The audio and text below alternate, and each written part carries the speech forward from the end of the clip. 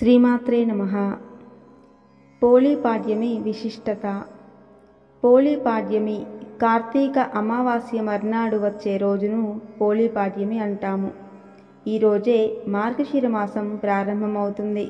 మార్గశిర మాసం కేశవునికి ప్రీతికరమైన మాసం.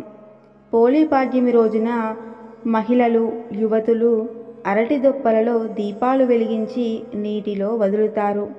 దీనివలన ఫలితమేమిటో తెలుసుకుందాం.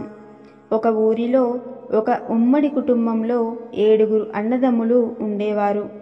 6 అన్నదమ్ముల భార్యలు ధనవంతుల కుటుంబం నుండి వచ్చారు. చివరి 7వ వాడైన భార్య పోళి పేద కుటుంబం నుండి వచ్చింది. కావున అత్తగారికి చిన్న కోడలంటే చులకన భావన ఉండేది. అయితే చిన్న కోడలు పోళి భక్తి, వినయ విధేయతలతో ఉండేది. కానీ అత్తగారికి తనను మించిన భక్తురాలు లేదనే అహంభావం ఉండేది.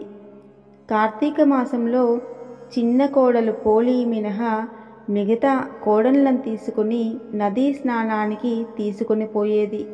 అక్కడే దీపాలు పెట్టి వచ్చేవారు. తాను దీపం పెట్టి వచ్చేలోగా చిన్న కోడలు తనకంటే ముందుగా దీపారాధన చేస్తుందేమోనని ఇంట్లో ఉండే పూజా సామానులన్నింటినీ వెంట తీసుకెళ్లేదట అత్తగారు.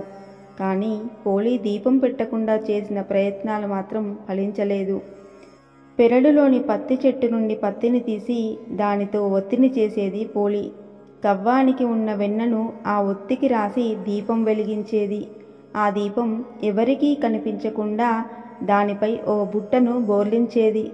కార్తీక మాసమంతా ఇలా నిర్విఘ్నంగా దీపాలు వెలిగించేది పోళి. ఆఖరి రోజైన అమావాస్య రానే వచ్చింది. ఆ రోజు నదీ స్నానం చేసి దీపారాధన చేసేందుకు బయలుదేరింది అత్తగారు. వెళుతూ వెళుతూ పోళికి ఎక్కడ లేని పనులన్నీ అప్పచెప్పి దీపాలు పెట్టే తీరిక లేకుండా చేసింది.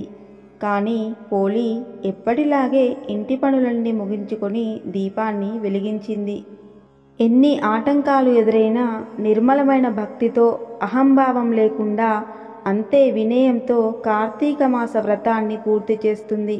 దీనితో దేవతలు సంతృప్తి చెందుతారు. అహంకారం వల్ల చేసే పూజలు నిష్ఫలం. నిజమైన భక్తితో పెద్దలను గౌరవించుకుంటూ చేసే పూజలు ఫలిస్తాయి. పోళి చేసిన పూజలు ఫలించి స్వర్గం నుండి పుష్పక విమానం వచ్చి పోళిని సశరీరంతో స్వర్గానికి తీసుకొని పోతుంది. దీన్ని ప్రత్యక్షంగా చూసిన అత్తగారు, తోటికోడళ్ళు ఆశ్చర్యపోతారు.